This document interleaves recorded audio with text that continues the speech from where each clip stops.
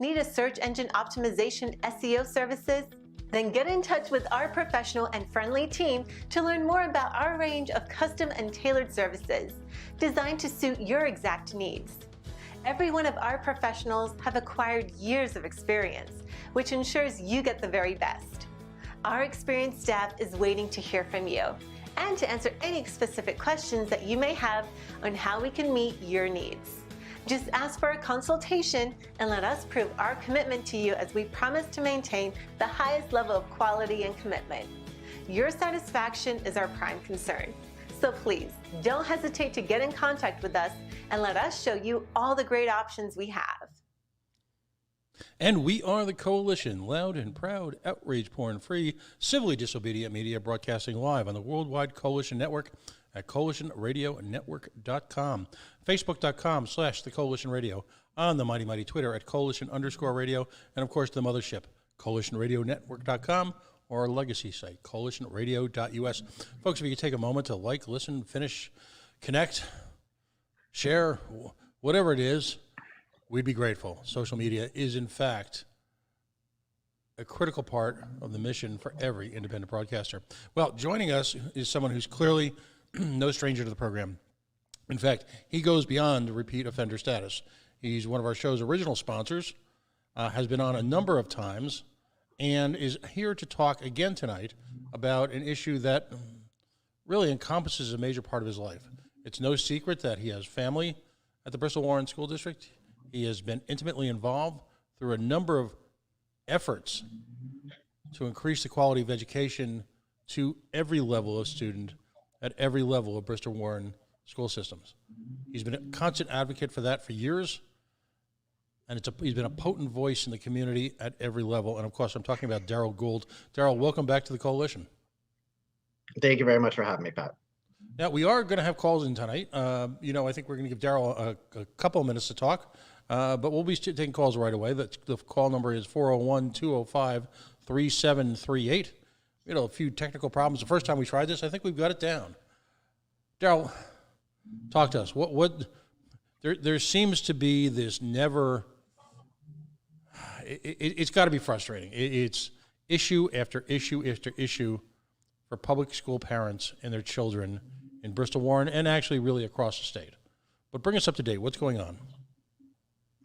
So Pat, I'd like to just get a little bit of the background of the Bristol-Warren BWRSD, sorry for the long name, Student and Family Advocacy Group. Because I think there are a lot of misnomers about, who we are, what we do. And I hear that a lot in some of the reactions and some of the comments that we see even on social media. So this group really was born out of really the anti-standardized testing movement.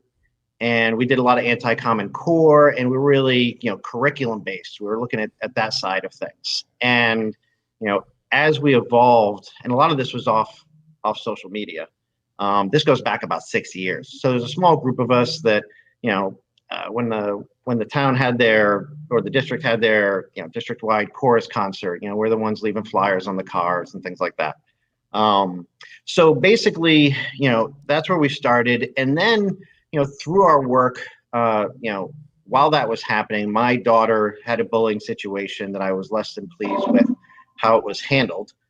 And that got me into, I was rather vocal about it. And when people hear, your story and find out what's going on, then you start hearing the similar stories and experiences. And we realized these weren't one-offs. This was really patterns of behavior with our district and how we were handling things. And it was improper, to be kind. So over time, it really evolved into that. And then, people would join our group, and people have different skill sets. So we have people who are educators and people who are social workers and parents and teachers. And so with this new group of skill sets, we really started advocating for students with the bullying, obviously, and then with, when you're doing the bullying stuff, it's very difficult not to bump into IEPs and 504s. And so all of a sudden we realized that the way the district was handling those wasn't necessarily proper. We found a lot of kids that weren't getting the services that, legally they were entitled to, but due to cost reasons, IEPs are expensive. So the district would go to great lengths to really do what they could to prevent kids from getting those services.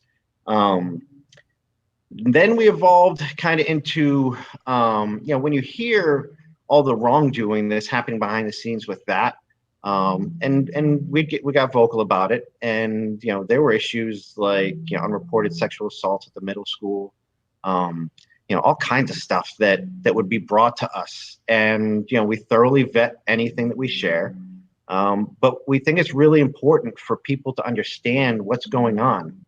We know these things, and we're not just us. There are a lot of parents and teachers in the district who know these things. Through it's just proximity. If you're involved, you see things, and when you start asking questions or you start attending the school committee meetings, that's when you start seeing how these things aren't going the way they should. So ultimately what would end up happening is we started to bring to light some of the issues that we were having, and that would go along the lines of impropriety. There are things that whether it's oh God, what happened with the chair of our school committee, and bear with me 1 second, Pax, I'm gonna do something to the power here.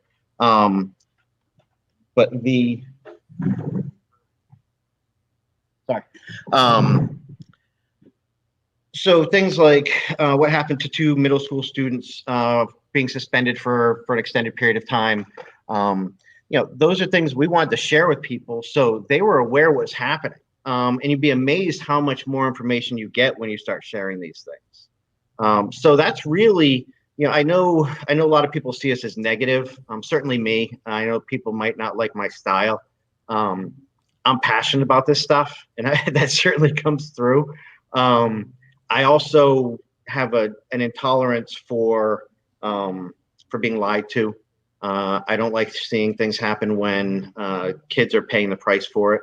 So that's really the driver. And so that's kind of where we've gotten to where we are. We were vocal about our previous superintendent. With the current superintendent, if you go back and look at our group, we're actually very positive about him. And we pumped his tires for quite some time until he felt that the way we operate wasn't conducive to his relationships with the school committee, who he reports to, and BWEF, Bristol-Warren Education Foundation, which does a lot of work in the district. So, I understand where people get that perception. It stinks a little bit just because it undermines a lot of the good work that people are doing behind the scenes, the very positive stuff.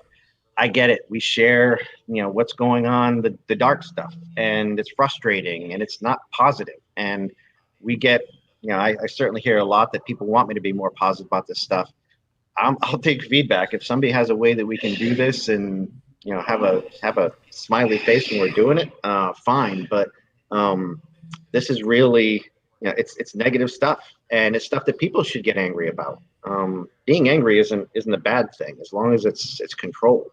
But when you hear the frustration in parents' voices and even staff, faculty and staff, there are people who reach out to us and tell us their stories about what's happening behind the scenes and their frustration with it, how they might not be getting funding for what they're doing and supplies and the way things are going, in the classroom and in the schools, and certainly in the administration building. So that's really where we are now. With the pandemic and the impact of that, certainly bullying dropped off the radar for the most part, and I'm sure when kids are in a classroom environment again, that'll pick up. The IEP stuff, while I think there's probably more of a need for us now more than ever, because from what we're hearing, the level of drop off for certainly kids with IEPs has been tremendous. And I mean, for the average parent, and I have 3, it's difficult. The distance learning stuff is really difficult. And, some kids respond well to it, some don't. I have, this year I have 3 middle schoolers, but I can't even fathom what it's like having one or multiple elementary school kids where, my kids can manage themselves, through their assignments. But to have kids who, by their very nature aren't meant to sit in one spot for an extended period of time. And when they're not in that classroom environment, they don't respond the same, and they're not going to behave the same. The lines are blurred between classroom and home. And so it's very difficult for parents of elementary school kids to really keep them focused. But the IEP stuff right now, from what we're hearing, is absolutely atrocious as far as, not only the fact that there's this drop off in services, but also kind of the district's reaction to it. And they've kind of just thrown up their hands and said, it is what it is, and you're just not going to get these things. That's really troubling. So that's kind of who we are and how we got here. Like I said, I think there's a lot of misnomers about what the group does. But yeah, we'll continue so long as we hear these things. I think it's important for people to hear these things. And I know there's a little bit of shoot the messenger. And that's fine. We know we're trying to do the right thing for the right reasons. And again, people might not like my style. It's very direct, and I don't like bullshit. So when people are trying to sell us a line of crap, we're not just going to take it and go away. We're going to ask the questions. And when you start doing that and you hear and you know what's going on behind the scenes, you can't not do something about it. It's very difficult. So that's kind of our group and how we've gotten to where we are today. Daryl, you ready to take calls? Anyone wants to call in? Sure. All right. So, folks, the phone number, this is just like any talk radio station, 401-205-3738. If you've got calls or questions you'd like to make. I know, Daryl, there's a lot of issues that you want to bring people up to speed on in terms of, conversations about rehashing what was actually accomplished with distance learning, what some of the challenges were there. And I know that we've got a brave new world from us in just 2 months or so. It seems like it's an eternity, but, in mid-August, teachers are going to start showing up somewhere. They're going to start preparing for something. And if you're like most teachers, you're probably going to be working all summer to try and adapt to the brave new world. You've got teachers in school systems like Bristol-Warren who've been doing it for 30 years and are accomplished professionals at working with children, but have learned to do so with direct eye contact, with, sitting over someone's shoulder and leading them through step by step an exercise that they may be having difficulty with. We've had a few months now in terms of the online training and the online, I'll call it training by fire or trial by fire, if you will. What are folks' assessments of this, of how the rest of the year went, and what challenges is a school district like Bristol-Warren facing going forward? So, and that's so, like I said, it's kind of a mixed bag for people. And you obviously social media doesn't show you everybody's experience, but there's certainly a broad spectrum that people shared there. And that ranged anywhere from absolute frustration and, a severe drop off in performance to other kids that have done very well. Every kid's different. They all learn differently. And what's funny is I know a family that they have 2 children in the district, and one tends to be very social and the other isn't. And when we went to, the social student did very well in the classroom environment. The others, their less social student just kind of kept themselves, didn't do as well. And then when there was a switch to distance learning, all of a sudden the student that may not have been as socially active, that student excelled because they didn't, the socialization was more of a distraction for them, where their student who, was more of a social butterfly, for lack of a better term, but when all of a sudden you're in isolation and you don't have that social experience, that student's grades dropped. So every kid, and this is within the same household, so every kid responds differently to this stuff. It's been troubling. There's a lot of different platforms. There are tech issues. The Chromebooks are a nightmare. They're not necessarily a robust piece of equipment, so they're difficult to begin with. But I'll tell you, from my experience with my 3 kids, my daughter did very well. My daughter's very mature. She can self-manage and make her way through these things. She's highly responsible and she's a high performer. My boys, less so.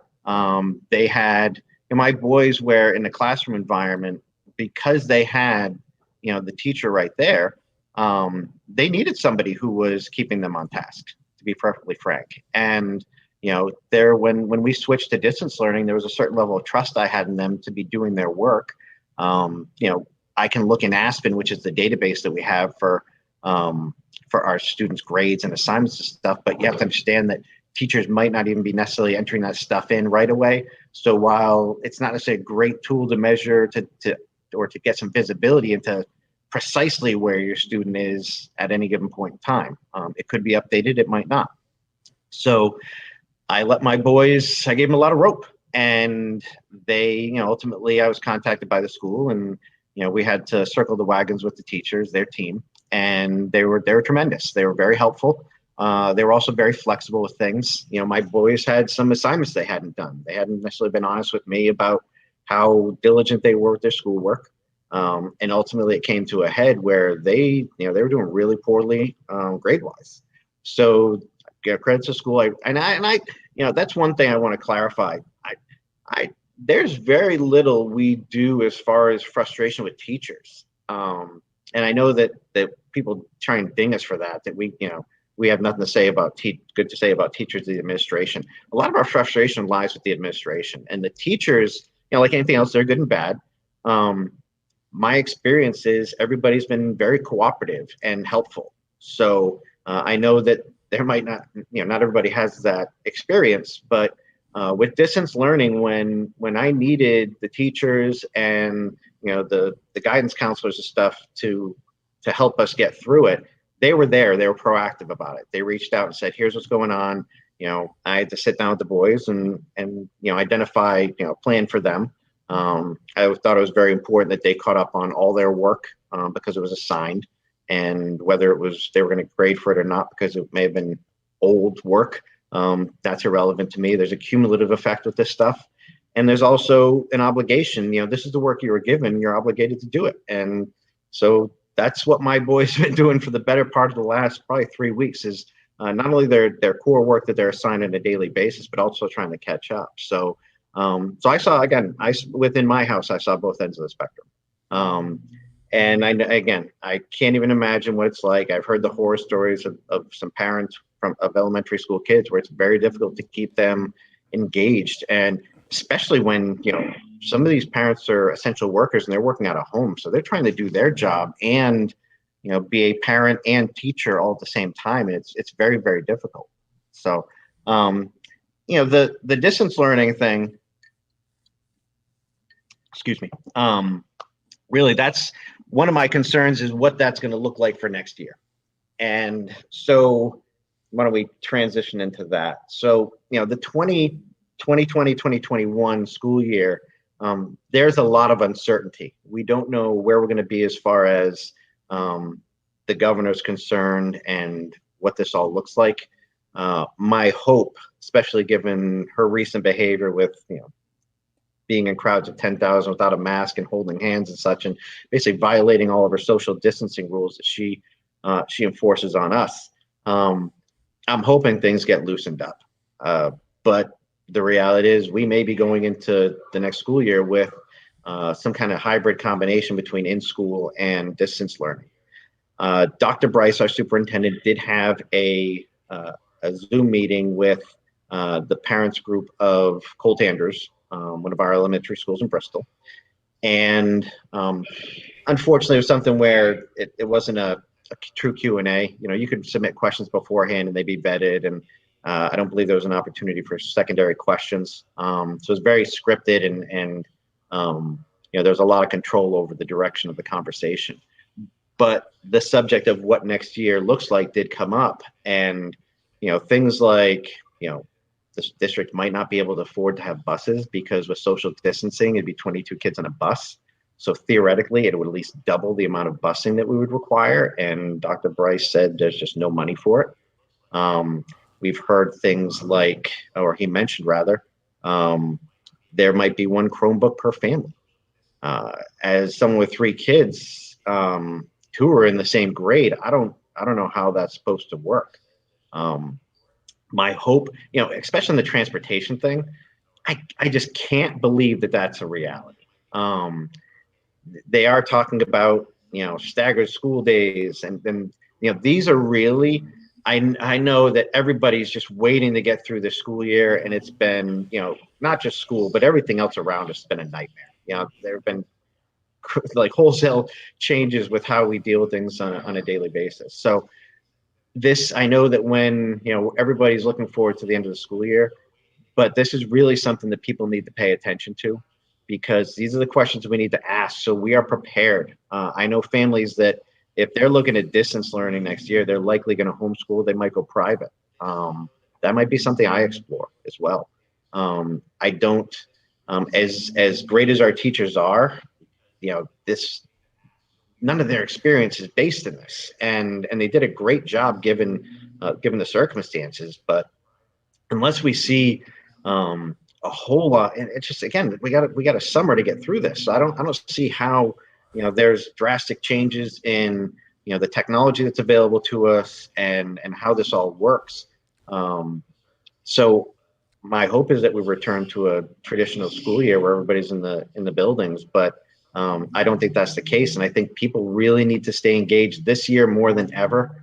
I don't say that over summers. I understand it's a wonderful time where we can take a break from this stuff, at least most of us. But there's going to be some stuff coming down the pike, and trust me, you're not going to hear it until it's too late. And so if you want to have a voice, you really have to pay attention. That's why we do what we do here. We want to share this stuff.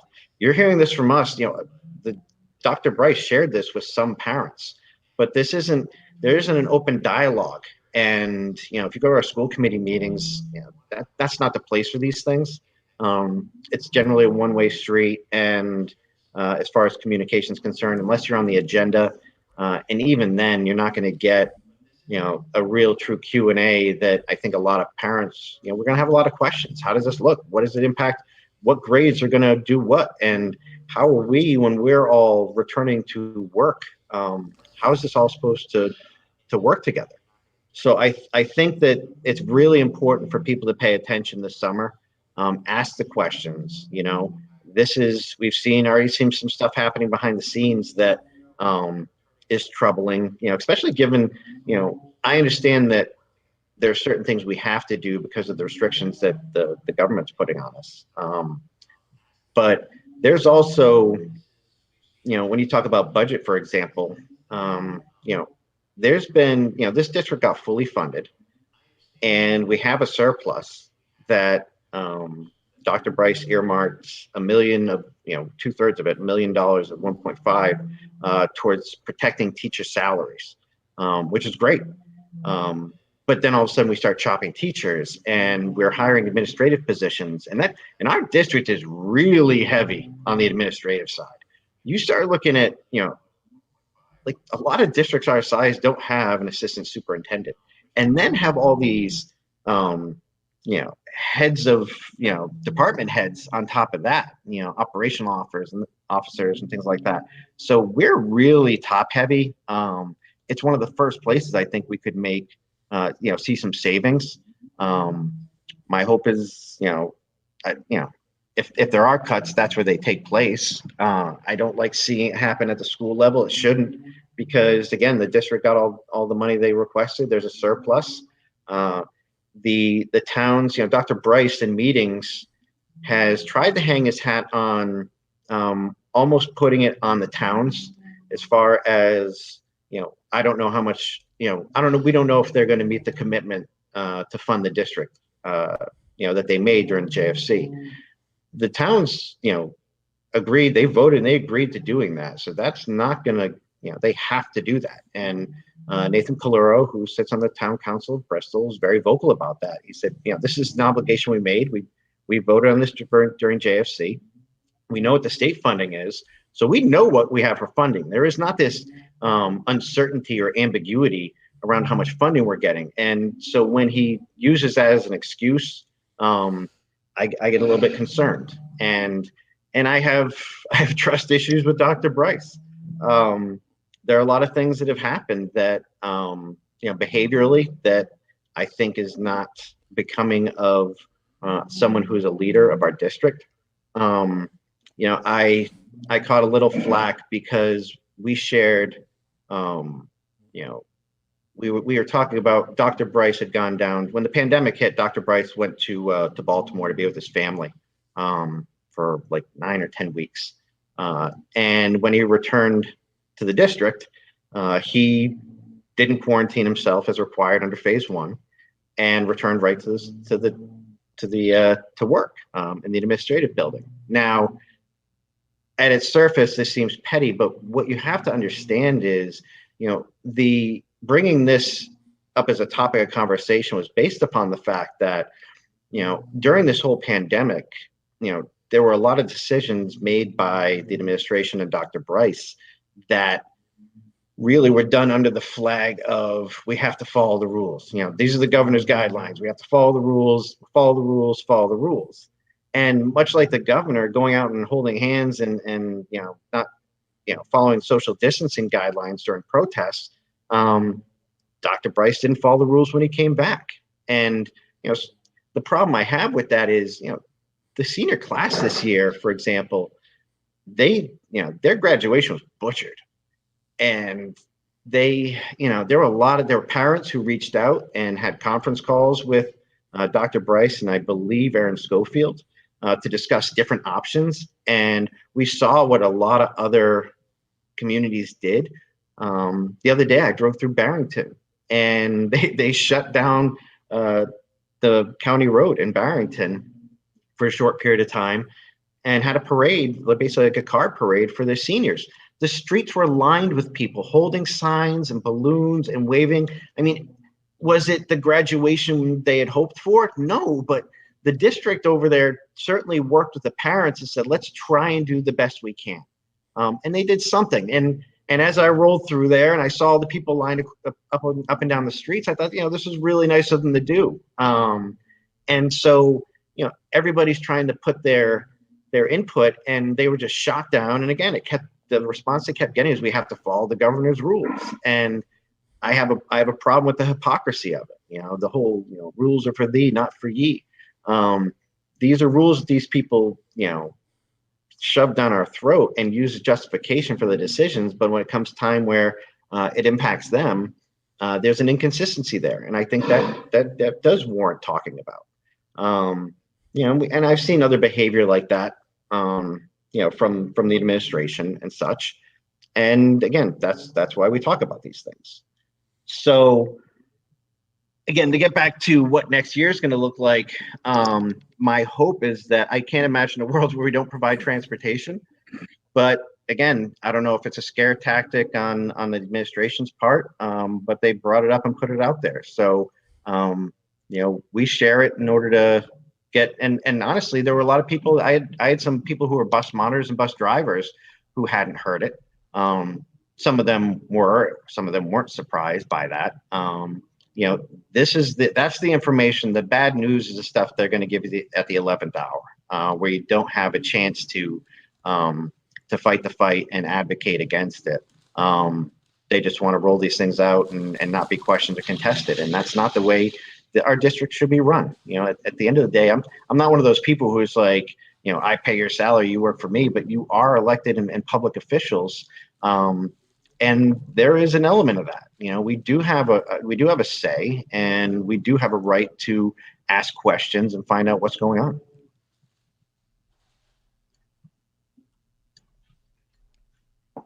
So, one of the things, Pat, that I wanted to talk about was, talking about, later this year is the elections for school committee. And, I'm going to sound like everyone when they're talking about presidential races every 4 years. This is a very important year. We actually have 3 seats up in Bristol and 2 seats up in Warren. The seats up in Bristol are Ramus, Bradshaw, and McBride.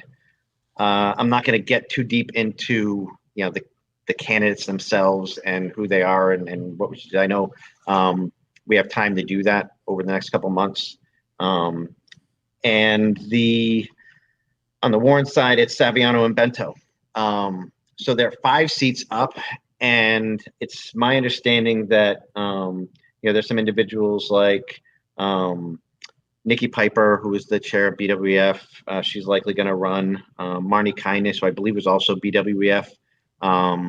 She might run, and Tamara Kaplan. And people may have seen Tamara. She was the community person. So when we do JFC, they have someone from the community sit. I don't believe they're a voting member, but they get to ask questions during JFC. Is kind of like the parent, the true parent, non-committee, non-council member who can be a part of that process. So people may have seen Tamara during that process. So, my concern with that is, they're all BWF or BWF associated people. I've been very vocal about my opinions on that group and in what I call interference in our district. I don't like seeing people advocate for their own children at the expense of others. And I think that's a lot of what happens. And that's the inequity that bothers me. I don't like seeing, I'm all about lifting kids up, but we got to lift everybody up. It's not just our kids, and it's not just about, our kids' experience. One of the things I hear a lot of times we talk about these things is, Bristol-Warren is a fantastic school district, and my student went on to an Ivy League school and they have a very lucrative career. That's fine, but we can't just look through the lens of your success story. Not every kid's home life is different. Is the same, obviously. So you have those factors, and we need to be worried about the kids on the bottom and making sure they're getting what they need. Not that we want to. I'd love to see everybody lifted up, but there are some kids that no matter what are going to be just fine. And so we really need to make sure that if there's an emphasis, it's helping the kids that need as much input as possible to get them through this successfully. So that's so my hope is that people will run. Again, I put it out there. I know I've heard rumblings. I've talked to a couple of people, and I believe there are some that will. And as that process takes place, we'll certainly we'll share what our thoughts are in the candidates, and strengths and weaknesses and concerns. As we make our way through that process. So again, to get back to, to recent events, so we've had, Dr. Bryce returning from Maryland and not putting himself in quarantine. We actually saw what was interesting was, given all the unrest with, racial tension and issues in society in America today, the district sent out an email at the end of the week talking about how important equality is, and how they focus on this, and they shared their equality policy. But it begs the questions, and we had this in a Facebook post. How many people in our district, from an administrative, faculty, and staff standpoint, are people of color? To my knowledge, and no one is pointing out anyone else, I think it's only Dr. Bryce. I've also talked to families who have students who are, either of some, of color of some sort, brown, black, yellow, whatever, and they've expressed some frustration with, that message coming out, and just wondering really what has the district done. We do have, I believe, somewhere around 20 to 25 students who are who would qualify, and shouldn't our provided that we're hiring qualified people, obviously, but shouldn't there be, wouldn't it be nice for some of these kids to be taught by people who look like them too? It's something that, if they're going to bring it up and talk about how they're trying to do the right thing, and how important this is, I think it's really important to walk the walk. And, I don't think that's something that our group does. We're going to call out that stuff and, see if see if they're willing to work with us, or ask questions to get them to realize that people are watching and they can't just mail it in on these things. We're going to make them walk the walk, certainly if it's something that they brought the conversation up.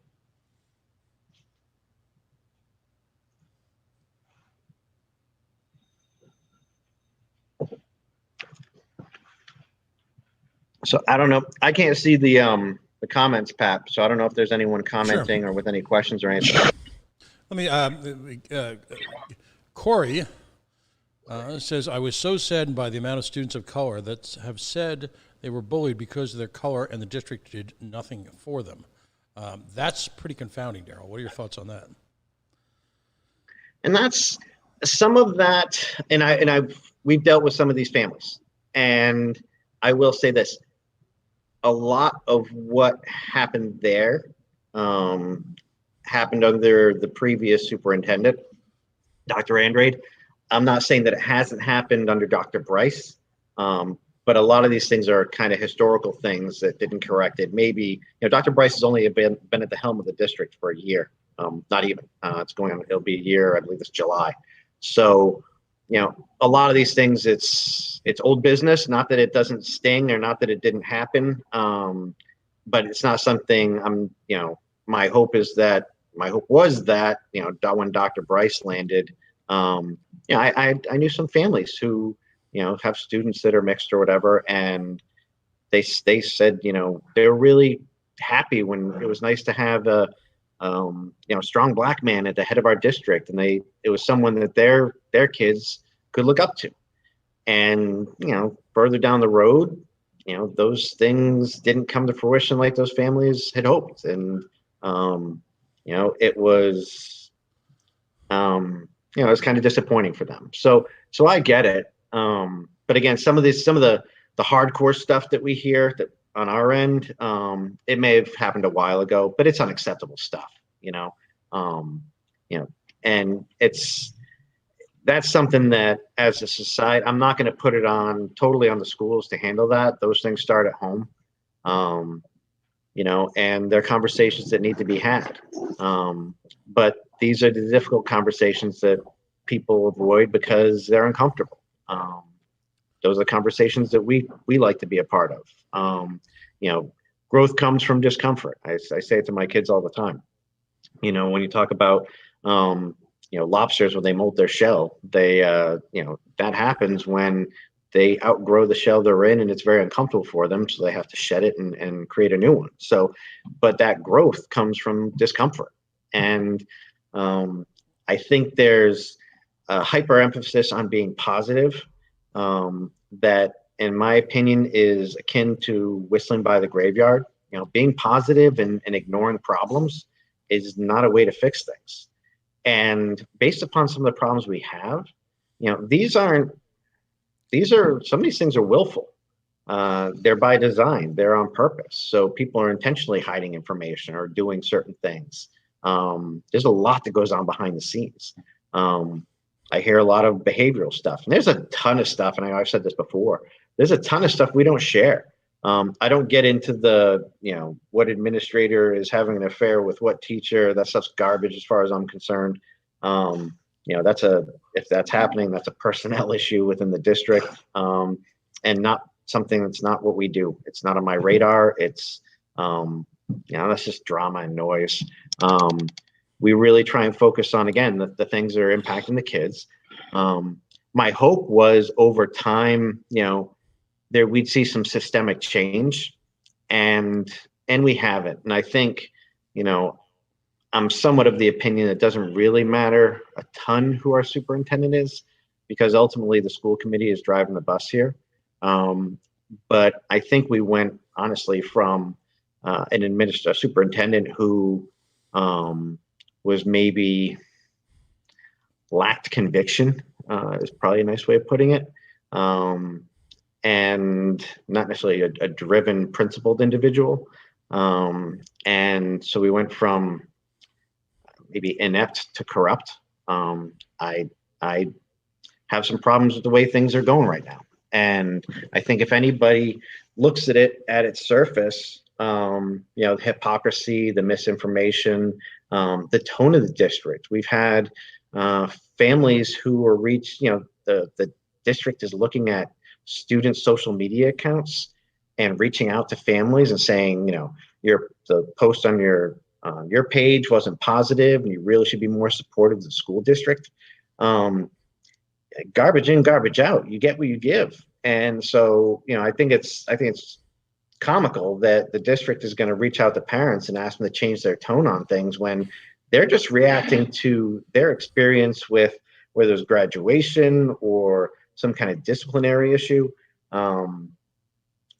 It's this stuff. So again, I would hope that over time we would see some systemic change and improvement. And there's been a little bit, but I think our group tends to help people more on a case-by-case basis. If you have a student who has an IEP and they need some help, we have a great group of people who, will walk them through the process and advocate for them, and people are appreciative. And that stuff, it involves minor children, so we're not going to trumpet that stuff. That's behind the scenes. That's family stuff. We're very careful with information that we share. It's anyone who reaches out to us, everything's in total confidence, which is why we continue to get information from people. We don't share names unless people tell us to, or that we're, really want us to. And again, there's a lot of stuff that we won't share just because it's not the nature of, how we want to communicate. We might use it as an example, and we certainly do that, but we're not going to do it by naming names. And again, we get a lot of information from faculty and staff. I hear about Dr. Bryce's behavior in meetings. When he doesn't get his way, he gets pissed and he'll slam the table and yell and this and that. And he's a chameleon. He does a great job of being the very personable and charismatic guy when he's meeting with parents, and he's obviously highly educated, going to Harvard and such. So he's a smart guy, and but he doesn't do well under pressure. And when people push, his reaction is often telling as to what his true thoughts or intentions are. And oftentimes it's in conflict with the parents. And the meeting that I talked about, the parents group, when people start asking questions, he abruptly ended the call. And I believe that also happened with a group of parents who were on a con call with him, regarding the graduation and the different options that they were proposing. He got frustrated with it and abruptly ended the call. Again, this isn't, it's not the behavior you want to see from somebody, and they really should be listening to us. I know that there's an element of the pitchforks and torches and stuff, but this wasn't the case with this stuff, And if you're dropping bombs like there might not be busing next year, and you might have one Chromebook per household, you're gonna get a reaction, and people are nervous. We want to know what this looks like, and are people going to be driving their kids to school next year? Are their kids? We don't even know if they're going to be in the classroom. So my hope is that the district really bumps up their communication, and it starts sharing a lot of these things. I know it's difficult. They don't want to do things when it's not fully cooked, because it can make a mess of things and you end up with too many cooks in the kitchen. But we deserve some input on these things. These are our schools. These are our children. And we want to have a say as to how these things go. We want our voices heard, because a lot of the times, you see things get rolled out without that feedback from parents. And almost immediately there's a situation to say, well, what about X? And it's just because the district didn't consider something from the parents or students' point of view, some circumstance or something. And so that input is valuable, and is valuable also from a cooperative standpoint. Everybody wants to work with the district, and so long as they're behaving themselves, there's no reason why that can't be a cooperative relationship moving forward. But like I said before, I think it's really important that people pay attention to what's going on, ask questions. I'll do these with you, Pat, provided you allow me to. Maybe a couple of weeks or once a month or something. But we're talking very quickly. We're going to be into next year, so and we don't hear everything. So we need to really, everybody needs to be asking the district what's happening with these things. Reach out to Dr. Bryce, reach out to the school committee, let them know, what your opinions are. And, who knows, maybe based upon the responses you get, that'll start helping make up your mind regarding who you might want to vote for this fall. So this stuff's all tied together, obviously. Daryl, we got a couple more questions. Daryl, we got a couple more questions from the audio. Get a little feedback here. The district has published goals, if you will, where they want to be a top, let's just say within a top category of student performance. Yep. Number one, is that achievable in your opinion, in the opinion of folks that you work with as advocates? And number two, doesn't the arbitrary setting of goals in effect create the opportunity for, I'm searching for a good word. The person who private messaged me was pretty blunt, but there's been accusations levied in the past that IEPs were hush-hushed and numbers were adjusted in order to provide a level of performance that may not have been entirely accurate. What's more important, a quality education along every student performance threshold, or this arbitrary cheerleading for a particular number to rise your standing around the state? What are your thoughts? So, what the person's likely talking about is the Dr. Bryce's, we're going to be a top 5 district in the next 5 years. And, my question about that during one of our school committee meetings was really because Dr. Bryce, when he talked about it, he said, we wouldn't there are other metrics other than state rank that we would look at to determine if our school district is a top 5 and 5 district, or top 5 district. So I asked the question, if we're not following the state assessments and such, which is what every district does, what measuring stick are we using? This, top 5 and 5 sounds nice. It's a slogan. And I know it's something that it's positive and it's ambitious and that's great. But we also have to, we can't be bullshitting the parents that, this is all of a sudden going to turn around. I mean, the reality of it is, we're middle of the pack. I think we rank in the state, I think it's 18.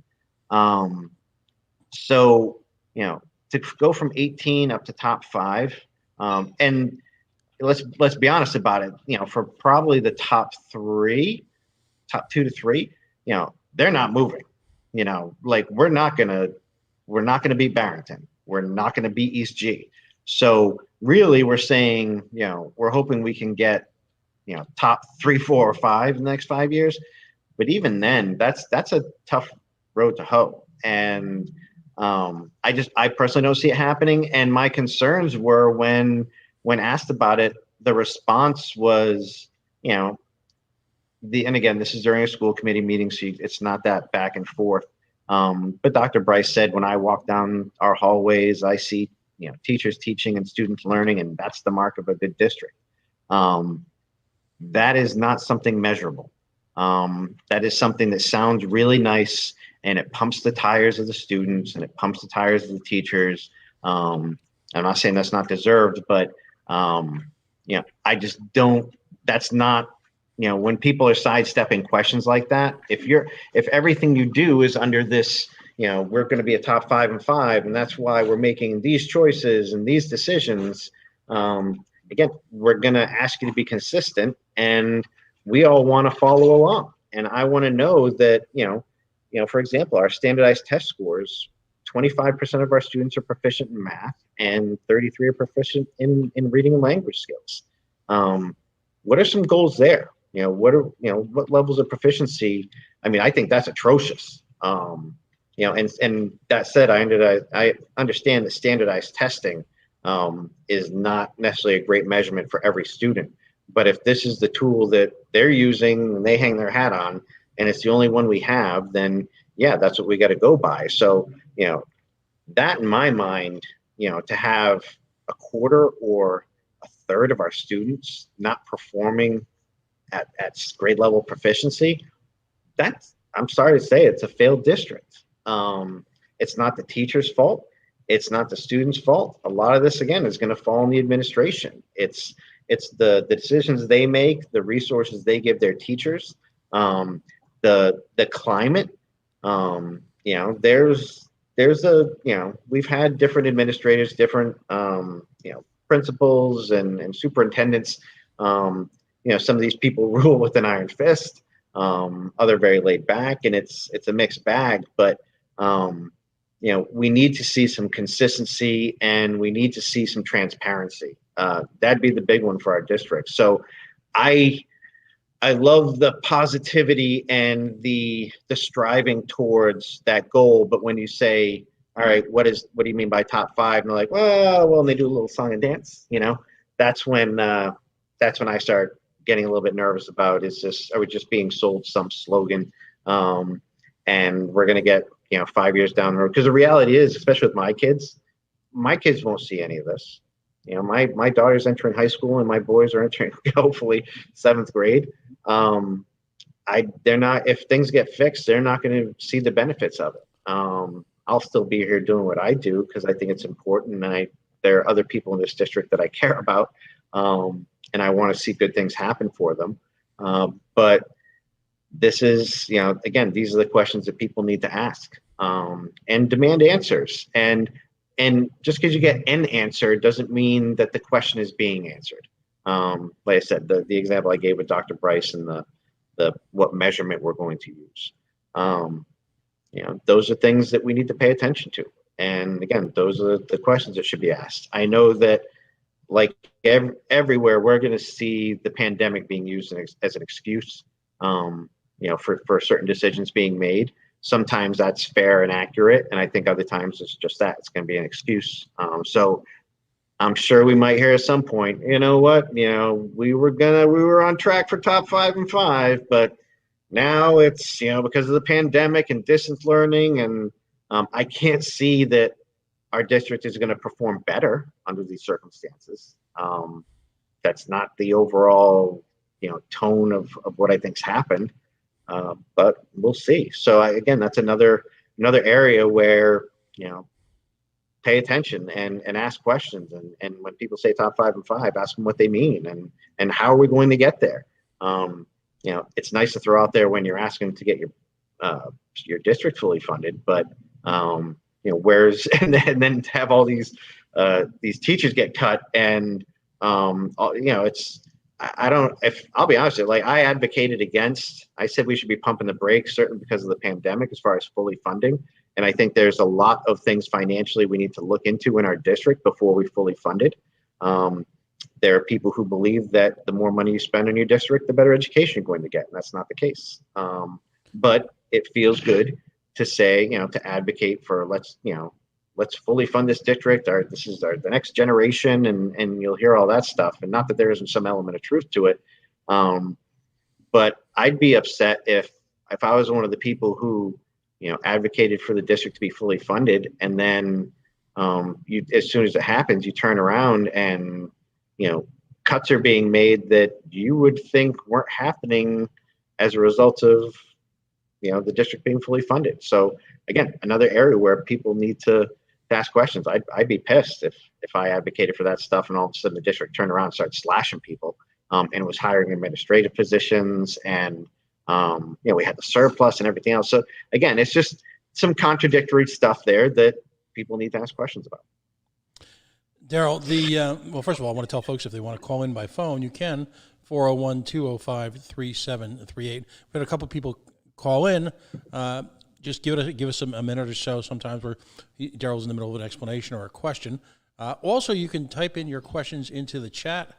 We will see them. We will ask our guest, Daryl Gould, who's joining us tonight as an advocate for the Bristol-Warren School District. We will give him an opportunity to respond if you'd prefer just to type them in the chat. We've had another individual type in. They want to talk about the money that was saved via busing, and I think that was Tammy. There was a significant amount of money saved in busing, and I would imagine there were actual other savings that were realized, actual hard dollar savings. I'm just editorializing on this, whether it be electricity, supplies. There were a number of things that weren't spent. What happened to all that money, and how can it be used? Well, yeah, so our district reportedly, this came from them, there was $1.5 million in savings. I think a large chunk of that was the, not needing to, forgive me, I have an English bulldog with the phone. A lot of it were surrounded busing. There were a lot of savings there. So our district had a $1.5 million surplus, and Dr. Bryce during a recent meeting said that $1 million of that would be earmarked to protect teacher salaries. I don't know, based upon what happened with teachers being cut, and I understand, when we say things like that, I know there are a lot of teachers because they go through it every year. Pink slips are a natural part of being a teacher, certainly one without tenure in any public school. And it's not uncommon for a teacher to receive a pink slip and be rehired for that following school year. Again, we don't have a full, clear picture. Again, lack of transparency on behalf of the district. But some of these changes were actual cuts. So for example, our middle school is going to get rid of their team system, which lessens their requirement for staffing. It also is going to increase, from what I heard, our class size to possibly up to 30 students. But again, we don't even know what that's going to look like with distance learning and the impact of the pandemic. But yeah, so there's $1.5 million that was surplus. If they're not using it for teacher salaries because they're chopping there, and they certainly have some extra money because they're hiring administrative positions, then one would think that for the upcoming year, those funds could be allocated towards busing. And again, I have a hard time believing, and I don't know why they would say that unless it was a reality, because that one's gonna trigger people. If you're a parent, and I mean, I'm in a fortunate position where I'm self-employed, so I can make, and I have for the last probably two years. I've made a point of being there when I have my kids. I bring them to school and I pick them up every day.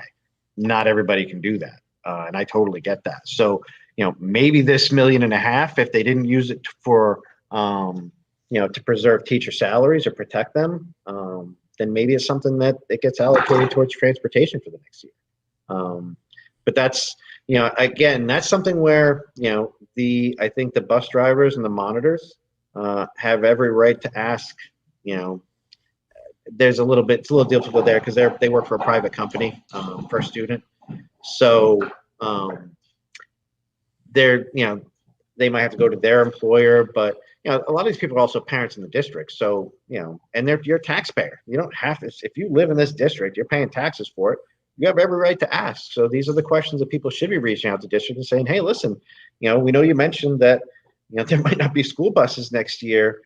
What does that look like? And what do we need to do to prepare? Do we need to do co-ops with different families? Or, is it something where, there might be a group of families or whatever that pool their money together and have arrange for transportation, or do like a ride share type thing.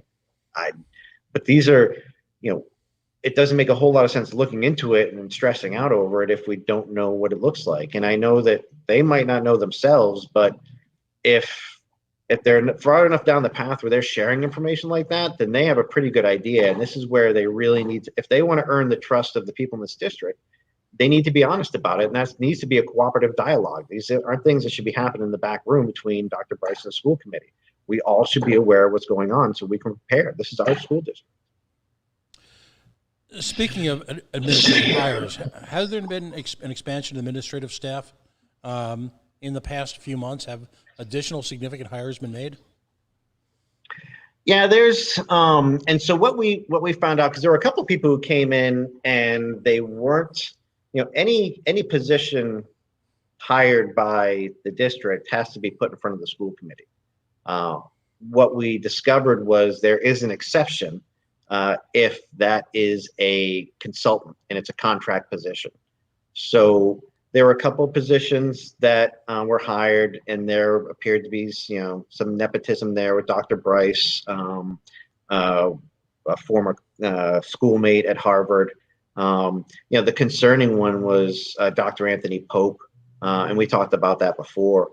But if you Google this guy, you'll see some information about him being in Marlboro, and the behavior was ridiculous. He was run out of town. And the school committee said there was financial impropriety and misrepresentation, and he was belligerent, and he wouldn't answer for his decisions to the school committee. And there was an incident where he showed up on school grounds and made threats at students, and just behavior that is absolutely unacceptable from an adult, never mind someone who's purportedly a leader in a district. So if you read the background on that guy, the fact that he was brought in was, I don't know. There's no justification for it. So things like that happen. We also did just hire an interim business manager. Again, we're very top heavy, and when we're looking at making cuts everywhere, one of the areas that we're also very heavy is the IT department. Our IT budget was I think it was at least two times Barrington's. And it's not like we're some, technical hotspot or something like that. I don't see us being very advanced in that space if we're even on par with what Barrington does. So, that's administrative personnel is always going to be someplace where they're all difficult decisions, but it's an easy place to make a cut. I'd rather see a cut there than somewhere in a classroom. It's the direct impact on the student is just not going to be there. And by all appearances, if these are qualified, capable professionals, and there's no reason to think that most, if not all of them are, then they should be able to do these jobs in line with the personnel and staffing of other districts our size. And where, like I said, we're very top heavy there. So, there's some weird things about how these positions get posted and such, and I don't know the reasons behind it. There's always legal things and union issues that you deal with, when you talk about these types of positions. So that's going to be a factor. But I think there needs to be a critical eye looking at the balance of our district, and it is very top heavy. How accessible is the actual school budget as it's been proposed for 2020 to 2021 for parents, taxpayers, stakeholders, as they say? Is that publicly available now? It is. And all this stuff, you can do FERPA requests. So basically now to say it's available, yes, that, if your aptitude as far as budgets and finance isn't really high, it's a quagmire. We're talking about, I forget how many pages it was. 80 pages of numbers in 9-point font when you print it out. And I had someone on our team actually did that at one point. And I'm sure the ink tone manufacturers appreciated that. But all this stuff's accessible. We've been calling for a forensic audit for years, because we do know there is some impropriety and some of the number stuff doesn't make sense. And I think it's important to have a good financial foundation and not a lot of smoke and mirrors. And if money isn't going where it is intended, or isn't being used as it's supposed to, then those things need to be looked at. And the people who are, playing in that space need to be held accountable for their decisions. But it's available. It's very, very detailed information. And it's something that, again, if you don't have a really serious financial background and a whole lot of free time, it's just not something you're going to get through. It's why forensic audits are so expensive. But to her credit, Sheila Ellsworth, who's on our school committee, she actually does have a financial background, which is why she's really a lot of times the lone voice when it comes to the numbers. It sounds like, at least based upon some statements in school committee meetings, that because she does have that capability and she is asking questions, the administration might not be providing her with information she's requesting, because they know that she has the ability to actually see through the numbers and see what's going on. And Sheila's convicted. I give her a lot of credit. She's consistent, and she works really hard. And where she is, one area where she's just a tremendous asset above and beyond everybody else is, again, that financial background, that experience. She's she's always there asking questions. You can tell she deep dives into it. She's not lazy about it at all. And she really advocates for not just students. She advocates for the taxpayers. She understands that, when they're asking for money, it's of the taxpayers, not just the families in the district. So she, that's not something that's lost on her, and she behaves as such. She walks the walk. So I love Sheila. She's fantastic. And she's consistent. She also doesn't, advocate just for her students, but as far as the numbers issues, there's nobody that's as good as she is.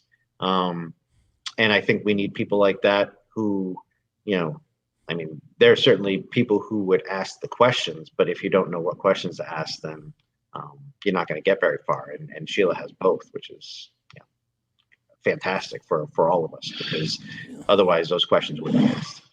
But in the year 2020, and this is actually me interjecting, in the year 2020, how is it possible that, say, let's just take June as for example, that by July 15th, a monthly P&L, or a profit and loss, if you will, or a cash flow statement, an expenditure statement, isn't available and isn't simply just put on a town website?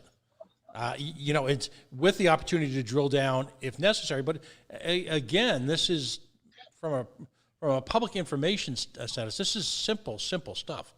We're not talking complexity here. No, and that lends to the transparency issue. If transparency is a really nice word that you can throw around, but if you're not, again, I say walking the walk. I say it all the time. If you're not walking the walk, then it's just a slogan. You're not. Transparency is only as good as the people holding the information and their willingness to share it. And our district is not the best in that space, unfortunately. We've got a couple of folks who've joined the chat recently, and I'm going to throw a question out there. I'm going to interject myself. I don't live in Bristol-Warren. I live up in Cumberland. So Kaylee, and if I pronounce your name wrong, please excuse me, and Karen are talking about the busing issue again. So I'm going to ask their question, but I'm also going to frame it. For years now, the sacred cow for many school districts in what we'll call normal times has been athletics. And right out of the official superintendent/school board playbook has been, when money gets tight, we're going to cut football. It's almost like a standing headline. Or we're going to cut basketball. Whatever sport that school district happens to be a recent champion of, we're just going to cut it. Mm-hmm. And of course, then there's a collective nervous breakdown. The entire town shows up. They protest it, and the quid pro quo is we're going to increase taxes. My sense as an outsider, but someone who pays attention, is that instead of football, because in these days, I don't know, given the nature of the crisis that has instigated a budget crisis, if cutting sports is going to get that same emotional effect. Busing, on the other hand, to your point, holy cow. Again, you've got, by definition, the overwhelming costs of raising a family in Rhode Island in the year 2020 have led to many parents being not only both employed, but in many cases, you and me personally, you've got parents, a father or a mother maybe having one or two jobs, and if in fact it's even a two-parent family, the other parent pursuing shift work or being forced into the same type of work where there's overlap. These are trying times, and these are all good people who are working very, very hard. So the notion of pulling busing out from underneath them is terrifying. So Callie I came in a little late, but I think they are trying to cut buses altogether. Karen had asked longer bus runs then, any mention of that. And actually, Callie, please tell me if I mispronounce your name. She's chatting with me in real time. Gotta love the Facebook. I am a parent in the district and also a driver. Talk about an emotional stake in this, and a financial and a personal stake in this. And she's looking to your group right now for information. Let's comment on the whole picture. We will share information as we get it. And this is an easy one. This isn't the backroom stuff that we get. This is really surface level. This is something every parent, it's going to impact the vast majority of students in this district and families in this district. So this is something where, our school district needs to, our superintendent needs to do a town hall or something where he's willing to answer questions. I think if monitored properly, that could be a productive dialogue. I certainly understand how it can go sideways. And it's because there's going to be a lot, if it is in fact a situation where we aren't going to have buses, people are going to lose their minds, and rightfully so. I mean, the amount of money. I mean, think about this. We're spending $17,000 per student. LaSalle costs what was it? I looked the other day. I think LaSalle was $12,000 or something like that. Bayview was 16 for high school. So as far as quality of education, what are we getting? We're not getting a top-notch education, and we're talking we might not even be getting busing. Our district, I'll tell you right now, if things go that direction, what you're going to see is, and there's been rumblings about it for years, and my take on it has actually changed over time, but there's going to be a call for deregionalization. I think that Bristol sees themselves as carrying Warren. I think the Warren Town Council has been somewhat reckless financially, and this is all going to come to a head, and Bristol does not want Warren dragging it down. So you're going to see, when it starts getting really uncomfortable, and all of a sudden, like I said, one Chromebook. Most of us, like parents, we hate the damn things. We hate the fact that our kids have way too much screen time. And, you talk about, like, the FDA says, students should have no more than, I believe in middle school, it's like 2 hours of screen time a day. Yet we park them in front of a Chromebook, and it's a primary tool they use to learn, especially with distance learning. I just don't, this, and it's not just our district. If these things are happening everywhere, and because of the pandemic, they may very well, go that direction. You're going to see people calling for a voucher system. Give me my $17,000 and let me go somewhere else. And that's when you'll see a real deep impact as far as, now the district has to compete for its students. And that's going to be a driver. If you want to see a motivating reason, to have our school district perform, I'll tell you right now, you want to be a top 5 and 5, tell them if we're not top 5 and 5, then we go to a voucher system, and then the public schools will be competing for our dollars, because we can either take it there or we can take it to a private school elsewhere. That'll be a motivator. Will it happen? No, but you know what? Hey, we got 5 years. People, start contacting your local representatives, start contacting your local senators, your town council members, and say, listen, this is a mess, and we want to have more choice when it comes to our children's education, and maybe the school choice conversations becomes a little bit more serious in our district. Well, it's an interesting point, Daryl. On the coalition, on a separate show, we've had national subject matter experts come in on school vouchers. The state of Arizona, for example, now has a pilot program running in a significant part of the state. They call it educational scholarship accounts. And in those districts, And interestingly enough, they've targeted some of the most troubled districts, including Indian reservations, for example. They've presented them with effectively a debit card, much like you would see with an HSA card, where you can take a good chunk of the money that was allocated to you in the school funding formula. In this case, let's just say hypothetically, $17,000 is the Bristol-Warren amount. All right, well, here's 15. Go spend it on whatever you want. You're not going to send our children to your schools. But as you point out, there is in Rhode Island a very strong subset of parochial schools, which are open to all, which provide high quality education in that $12,000 to $15,000 space. Very often, school district officials will conflate that and say, well, you can't go to Moses Brown, you can't go to Lincoln on that money. And you know what? They're right, even though folks should be aware that schools like Moses Brown, Lincoln, all have scholarships and have financial aid. So folks, if you're getting nervous about this right now, I would, just as me interjecting myself into the conversation again, I would suggest that you avail yourself now of the opportunities that may be appropriate for your family in either any one of the fine parochial high schools in this state, and they're all over the state, and or the handful of private schools that dot the east side and actually the East Bay as well. There are, this program wasn't set up to talk people out of public schools, but it's to point out the obvious flaws. One has to, though, start to consider as a parent the options.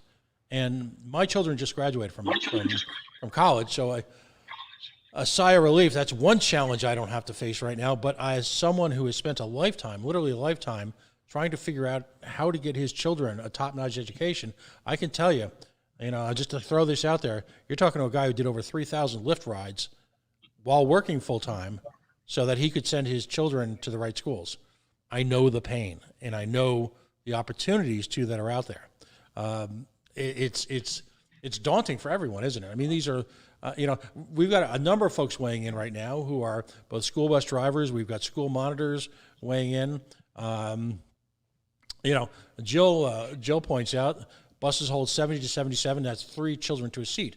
We can't even conceive of that given until Friday night at about 9 o'clock at night when the governor decided to, again, this isn't the place for that conversation. We have to point out, though, in light of the social distancing issues that are being presented vis-a-vis school bus driving, the governor dove headfirst for a photo op, and I mean only a photo op, in amongst a compressed, sweaty, frustrated crowd, ignoring everything that she stood for since March. So who knows, Daryl, do we even know what the rules are anymore? Are there rules? They were talking about, I believe the capacity of the school buses would be, it's 1 kid per seat. Like, it basically brings it down to 22 students per bus. Mm-hmm. So, I mean, drastically slashing. You'd have to at least double the number of buses. Again, I don't know how this looks. And again, these are the questions, we'd like to see these things rolled out, not piecemeal, as far as information being shared. This is something that if it's really the case, and again, I don't know why they would even breathe this if it wasn't a real possibility, because of the reaction that it'll cause or has caused. And to that point, there are a lot of people in the that parents group who are on that Zoom meeting that, they said, we need to get the word out. Like, it was a relatively small group of people when you talk about the size of the district. And they're like, dear God, other people have to know what's going on here, because it wasn't being shared district-wide. It's, you only get information if you ask questions. And even then, if it's something they don't want to tell you, they won't. I've asked Dr. Bryce a question in the past, and he said no comment. I'm like, I'm not press. I'm a parent in this district. That's, no comment isn't an acceptable response. But I understand I have a very, very specific relationship with him at this point, and I don't necessarily expect him to greet me with smiles and handshakes. So, well, you've got about 75 days left. Sorry about that. We got a little. Occasionally, folks, we get a little back chatter here. This is like so many of us. We're no longer in a studio situation. It is a internet connectivity issue. Which, again, when you talk about 3-4 children in a household, plus a parent, all having to work off of separate computers, I've seen that dream in person. It's ugly. But ultimately, you've got about, 75 days left until the school effectively has to be ready to start? Yeah. And here's the thing. We have, listen, I'll be honest, like, and I'm going to do a quick sidebar. Something I actually wanted to say at the beginning. I want to put a special thank you out to a lot of the parents and teachers in the district. I was the beneficiary of their kindness and goodwill when they showed up at my house on Friday with a congratulatory sign and her moving up certificate for Abby because she was going up to the high school. This was something where it was I believe the district paid for the signs, but it was the PTOs and the teachers and parents and volunteers, staff members who, hopped in their cars and were honking horns and waving and delivering these literally to every student's household. So we have great people in this community, and it's a small community. These are small towns, and a lot of us know each other. A lot of us were raised here, and knowing the kind of the tone and the temperament, I honestly believe that if and again, we saw it with things like the sign delivery, or what they did for the high school students as well. They did something very similar. These are the things that I honestly believe if the district viewed our community as a partner, and didn't just, worry about themselves or, within their bubble. I honestly believe that if they reach out, there are a lot of very smart people. There are a lot of dedicated people, a lot of people who want to help and help solve problems. And so rather than on a case-by-case basis, they really need to reach out to the community and say, listen, we all need to figure this out. And I honestly believe that, we have really good people in our district. I see it on a daily basis. The people that I get to work with the advocacy group, this is a part to full-time job for some of us, and it's thankless. And it's for a lot of the times it's publicly it's thankless a lot of the times, but on a case-by-case basis, I still communicate with students that I helped with bullying issues years ago. They may have moved out of town, out of state. They're in different schools. But they reach out to me and say, hey, here's how he's doing, or here's how she's doing. And, these are kids who may have had, psychological distress because of the systemic bullying they were experiencing. And to hear that they're doing well is fantastic. But I think that, if our district really was honest about things and reached out, that our community would come together and we try and figure something out. There are businesses, small businesses that have a long history of doing what they can to give back.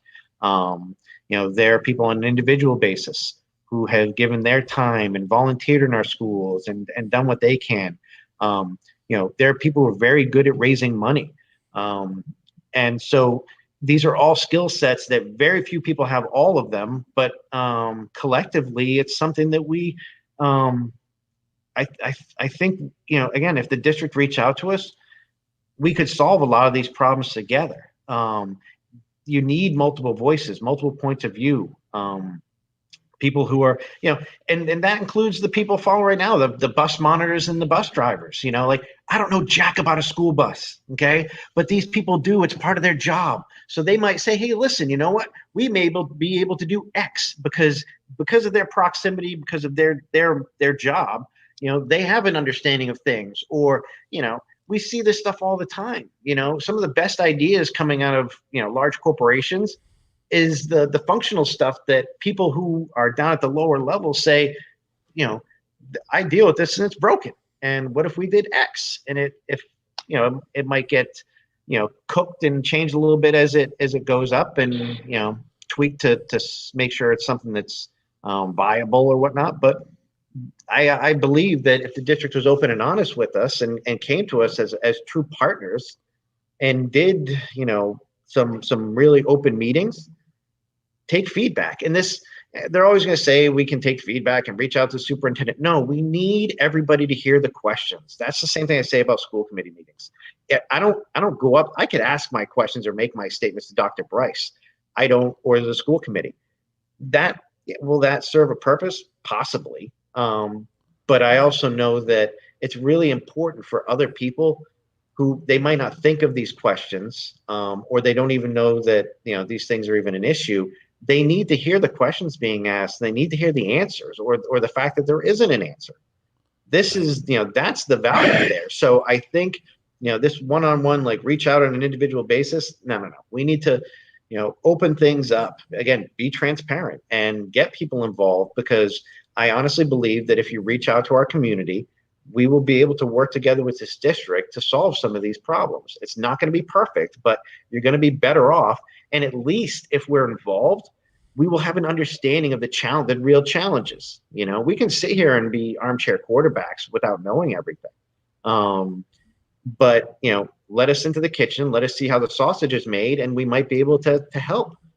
These are our kids, and I know a lot of people, most people run through walls for their kids. So give us the opportunity to. A lot of people who want to help. Give them a job, give them something they can do, give them a role in this, because we all want to make this better. It's not about just exposing the bad and embarrassing people. It's not about that. It's about nothing's going to fix itself, and we give people the opportunity. But if we see these things happening, we're going to bring people's attention to it in hopes that all of us can fix these things.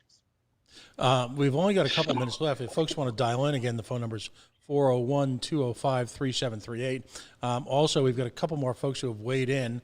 And I know, Daryl, one of the things that you may have spoken to the last time you were on the air, but I think it's a great point. It bears repeating.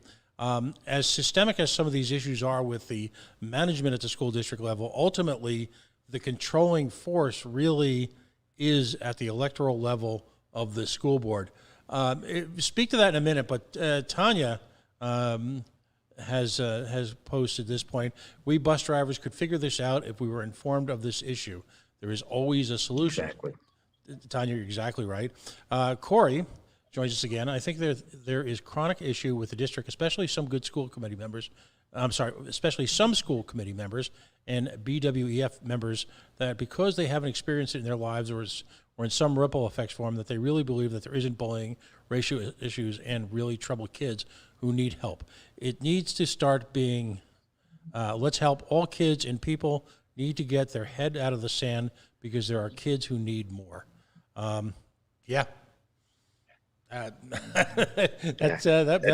pretty much nails it. Succinctly put, we could have done a half an hour just condensed into that. Corey, if you want to call in, we could have you on the air next week, and we give this guy Daryl a little bit of a break. But Daryl, again, in closing, the electoral process for this, there is ample time coming up to consider alternatives to the existing power structure, if you will, for lack of a better term. How important is that people consider those alternatives now? Because clearly it ain't working, is it? No, and I think one of the challenges on the political side of things is the impact on the pandemic, as far as getting signatures and declaration and things like that. That's with social distancing. I don't know how you're supposed to go door to door and get signatures so you can get on the ballot. Who knows what that looks like? These are decisions that we should be. Declaration period is the first couple. Actually, it's right around the corner, within the next week or so, I believe. So, how do you get on the ballot as far as your signatures and such? So that's going to be a challenge.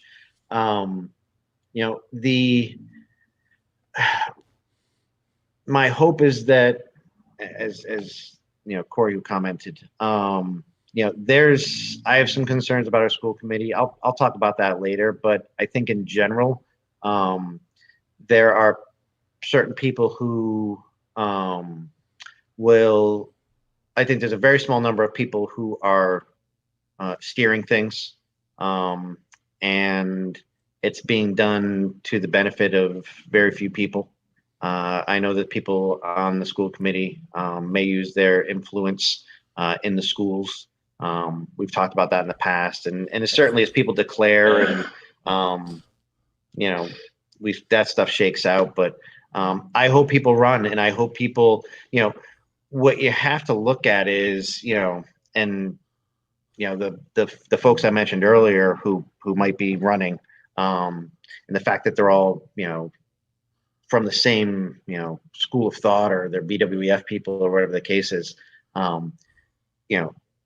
that's concerning for me, because I've seen a level of decision making there that I think is questionable. There's some behavior there that I think is questionable. We've talked about all this stuff, and maybe we get into Daryl? it down the road a little bit. Daryl, we have a caller.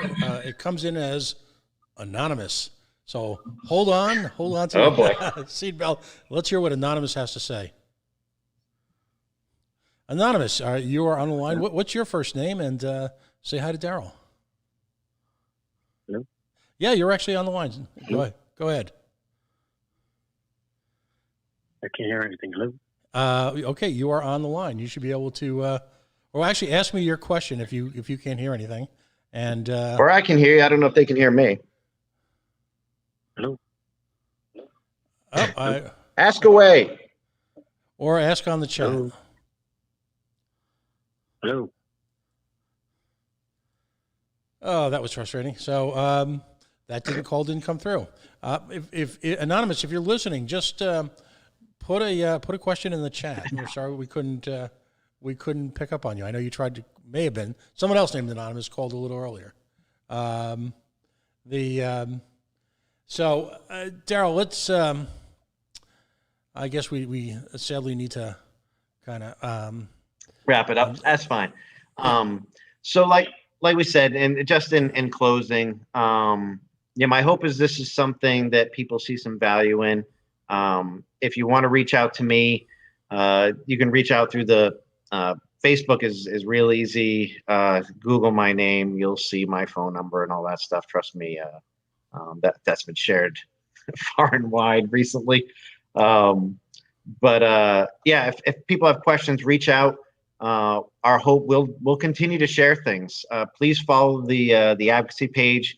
My hope is that no one needs us in the bullying 504 IEP capacity. It's and my sincere hope that there are less issues that we have to talk about like this. But we're here to help, and a large portion of that is sharing information. I know sometimes it's unpleasant to hear, but we have a long history of sharing fact.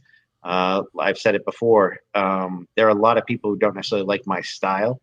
And if they had the opportunity to say I was a liar or sharing misinformation or whatever the case may be, it would, you trust me, you'd hear it. And my credibility would be shot. So we only share what we know to be fact. We don't get into the low level drama stuff.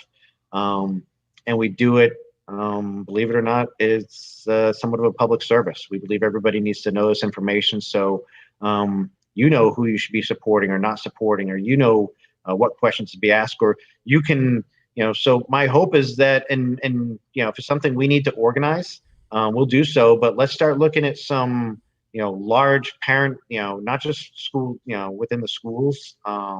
Those are very helpful, but maybe even getting some representatives from those PTOs to come together and, doing some kind of committee out of there where they can, interact with the district and advocate for these things, because we need more information. We need to know what's happening. We all deserve this. I feel like I said, it's bad enough for the parents who are like, damn, I might get my kid to school next year. But Daryl, let me jump in for a second.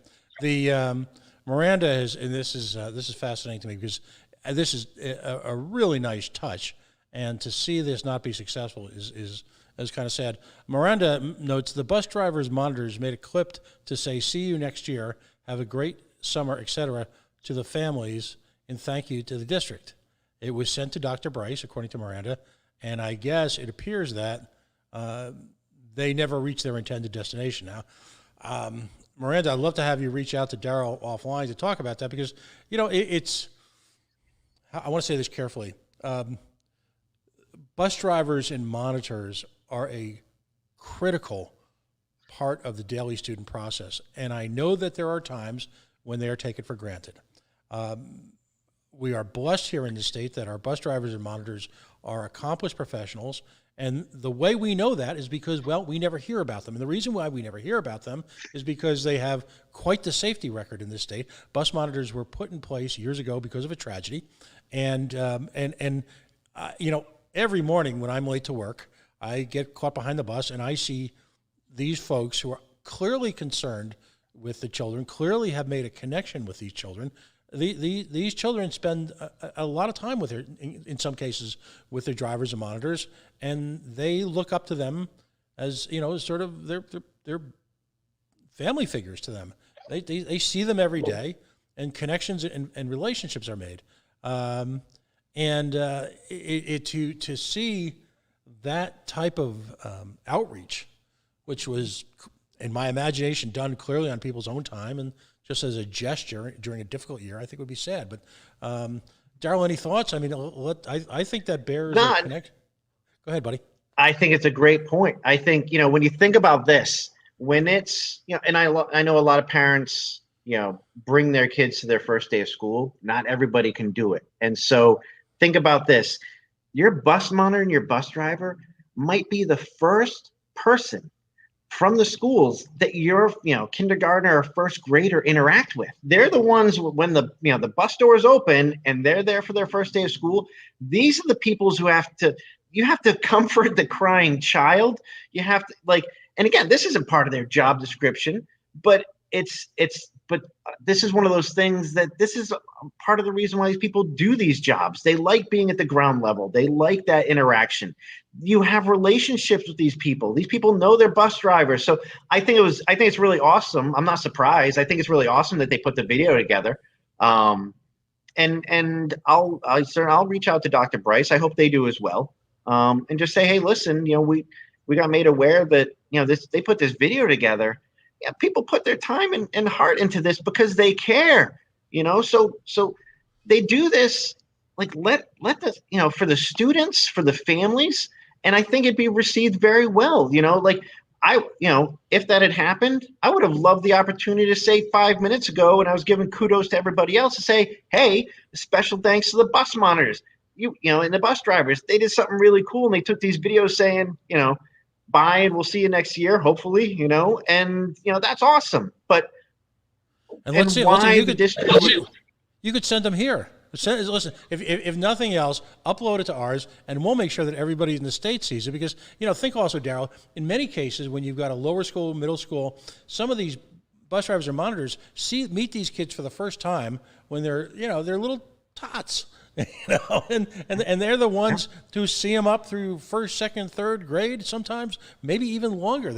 It's that's the kind of stuff that breaks my heart. It really does. Miranda, please, if you have that content, Miranda, please, if you feel comfortable and if you have the approval to do so, whatever the case may be, it sounds like you guys did it on your own. Give it to us. We'll be happy to share it. There are a couple of town pages in Warren and around town Bristol. We'll certainly make sure it goes out there. We have a broad enough reach where, hell, I'll pay to sponsor that thing and have it appear up in everybody's news feed for the next 2 weeks. But so please share that with us. We've been more than happy to put that out there for you. Thank you for making the effort. I know the students would love to see it. One of the greatest things for me this past week was my daughter getting to say goodbye to some of her middle school teachers. It was very important to her. And they were great and being a part of it, and they wanted to make a point of saying goodbye to her too. And that's what a lot of the stuff is about. It's about the relationships that these kids build with their teachers and with the faculty and staff and the bus drivers and the monitors and the administrators. This should be how things work, and that's what we push for. So again, if you feel comfortable, share it with us, and we'll do the best we can to put it out there for you. Peter Carpenter weighs in. We have a kindergartner that attends an elementary school in Bristol, and the bus driver and monitor have been a huge key to making our son comfortable and confident in those first few weeks. Yeah. No, I think it's one of those aspects that people don't think about. No, you're right. And again, this is,